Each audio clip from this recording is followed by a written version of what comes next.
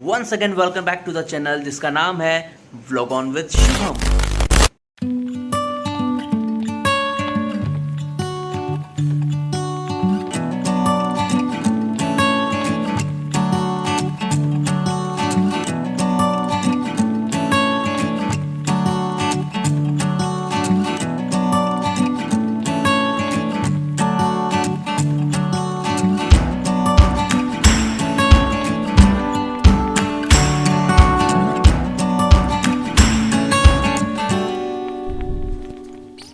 अब आप ये सोच रहे होंगे कि शाही किला तो पार्ट 1 में दिखा दिया है, तो अभी क्यों?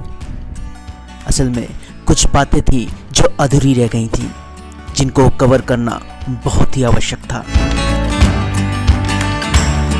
जिन दो बातों को कवर करने के लिए मुझे सबसे ज़्यादा कॉल आए हैं, उनमें से सबसे पहला ये है।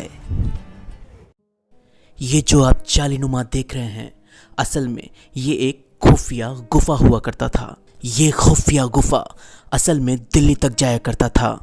अगर लोगों की माने तो ये गुफा इतना विशाल हुआ करता था कि इसमें एक पूरा घोड़ा आया जाया करता था, जिसके ऊपर राजा बैठकर आराम से दिल्ली तक जा सकते थे। जो कि जौनपुर का किला एक प्रकार का छावनी था जहां राजा रुका करते थे। इस सुरंग का निर्माण इसलिए किया गया था कि अचानक हुए हमले से राजा अपने आप को बचा सकें। आज की तारीख में ये सुरंग बिल्कुल जर्जर अवस्था में है, इसलिए इसे बंद कर दिया गया है।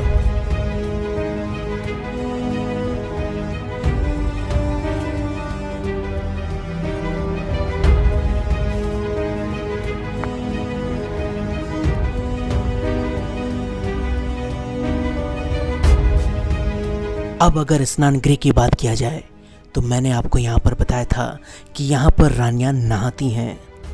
इसके बाद मैंने आपको एक खिड़की भी दिखाई थी। लोगों की माने तो ये खिड़की भी एक सुरंग है। उस समय में जब भी अचानक आक्रमण हुआ करता था तो जो भी स्नान गृह में रहते थे वो तुरंत इस सुरंग से किरार बीर मंदिर के पास निकल जाया करते थे। तो ये थी वो दो बातें जिनको बताना मुझे ज़रूरी लगा। अब आप एंजॉय कीजिए जौनपुर व्लॉग पार्ट 3।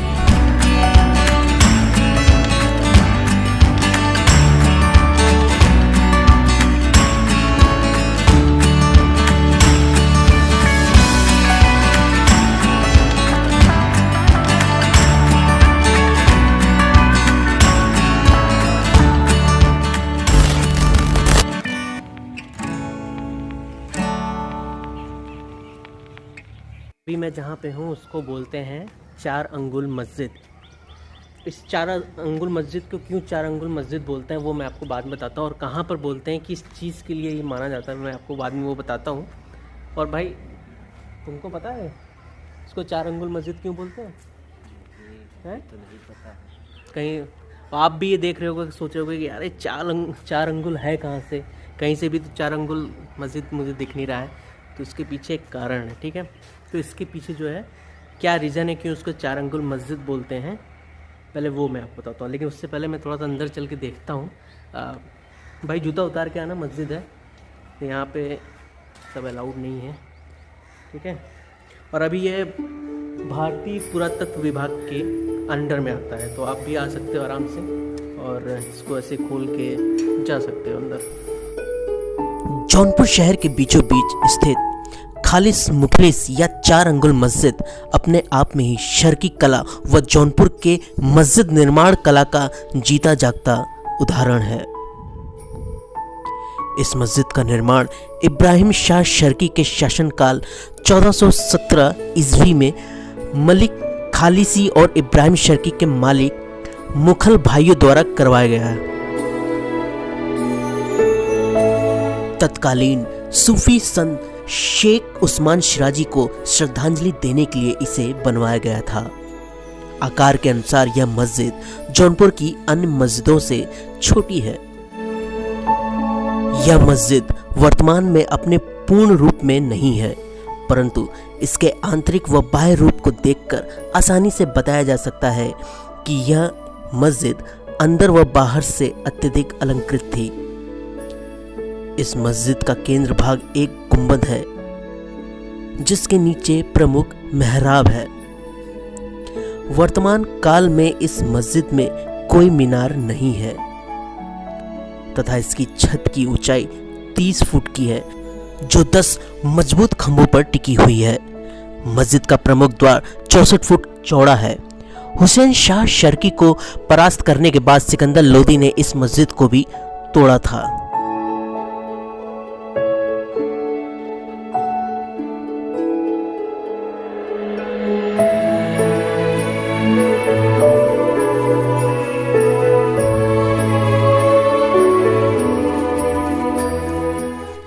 सही संरक्षण न होने के कारण यह मस्जिद पीछे की साइड से काफी टूट चुका है।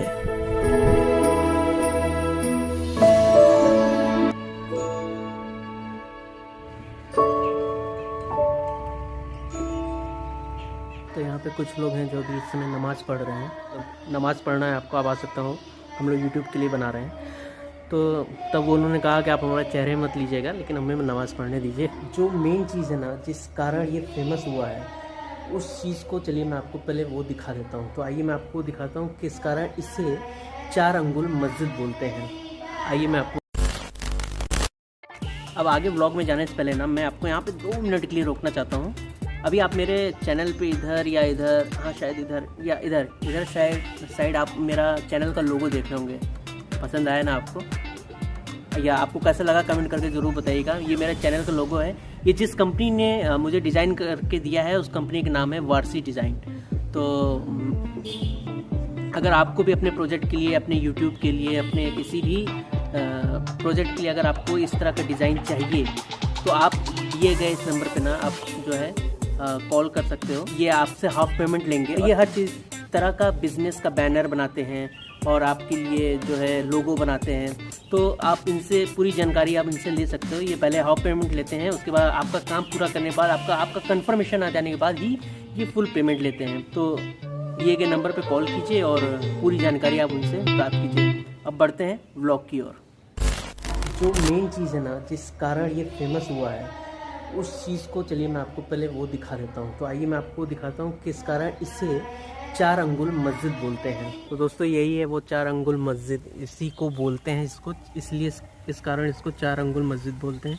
चाहे मैं हाथ लगाऊं, चाहे आप आके हाथ लगाइए, चाहे छोटा बच्चा आके हाथ लगाए, चाहे प्रांजल भाई अपने हाथ लगा लें। इनका हाथ थोड़ा सा मोटा भी है मेरे से। ये पतला है। अच्छा पतला है, तो मेरे से मतलब मैं ही मोटा हूँ। तो कोई भी हाथ लगाए, यहाँ पर जो है आप 4 अंगुल का ही इसमें पाएंगे। तो इसी कारण इसका नाम 4 अंगुल मस्जिद पड़ा।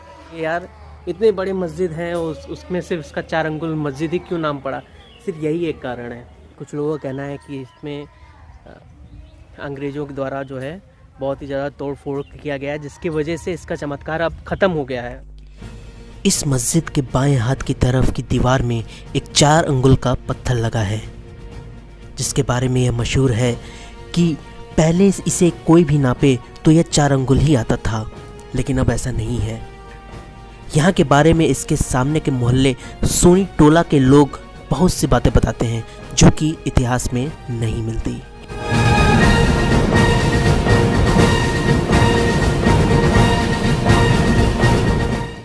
ये जो सामने स्क्रीन पे आपको काले रंग का धब्बे दिख रहे हैं, यहाँ के लोगों का कहना है कि यह अंग्रेजों द्वारा चलाई गई गोली है।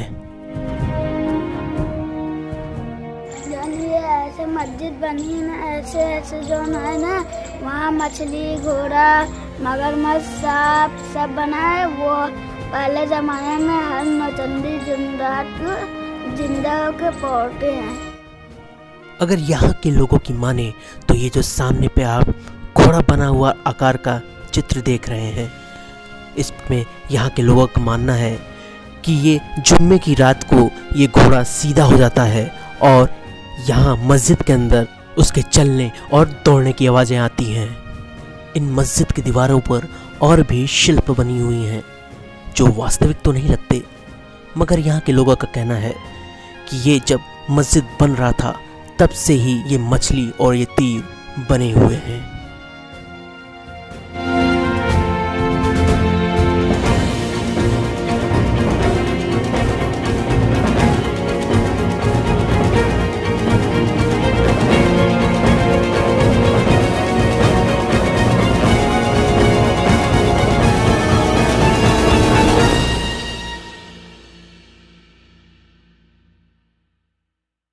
तो यार ये था 4 अंगुल मस्जिद जो मुझे कवर करना था। मुझे भी इसके लिए मतलब मैं काफ़ी इच्छुक था ये चीज़ बताने के लिए आपको कि इसको 4 अंगुल मस्जिद क्यों बोलते हैं। तो अभी मिलते हैं आपसे नेक्स्ट स्टॉप पे, कहाँ पे अभी जाना है। अभी तो प्रांजल भाई बताएंगे कि अभी हम लोग किधर जाना है। तो आपसे अब सीधे वहीं पे मुलाकात होती है।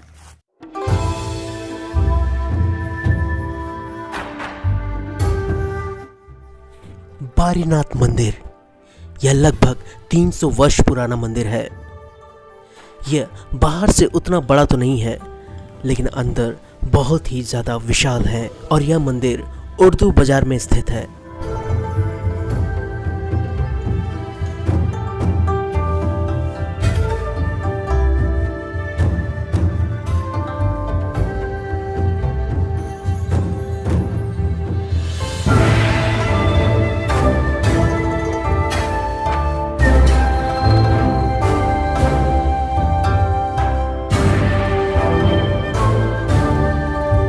घनश्याम हो गया।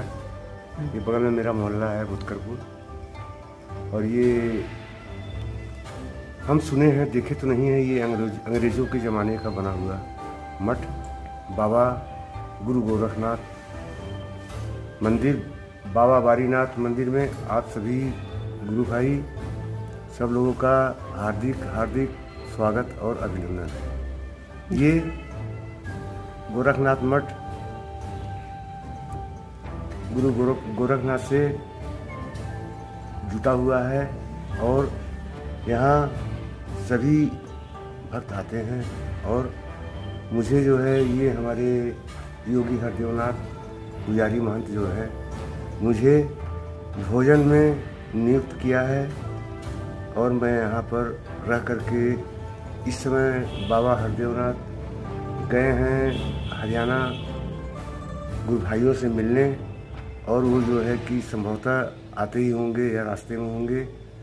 और यहाँ पूजा पाठ का कार्यक्रम मैं ही संभाला हूँ, साफ सफाई पूजा पाठ ये सब देख रेख मैं ही कर रहा हूँ। तो ये अंग्रेजों के ज़माने से ये है पूरा? जी हाँ, पूरा। और तब से ये अब तक चला रहा है। जी हाँ। लेकिन किसी कारणवश ये उतना फेमस नहीं है जितना चौकिया धाम और वो सब चीज़ें।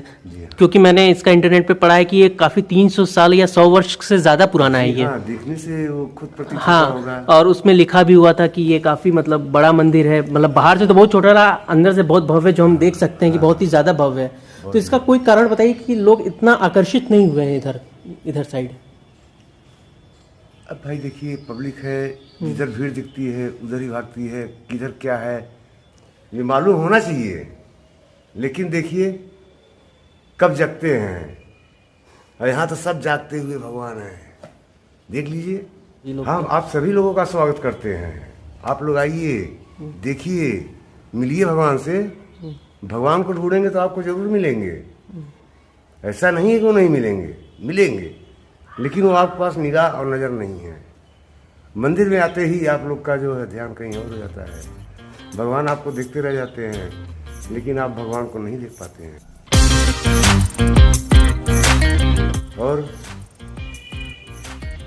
नमस्ते, जय हिंद, जय भारत।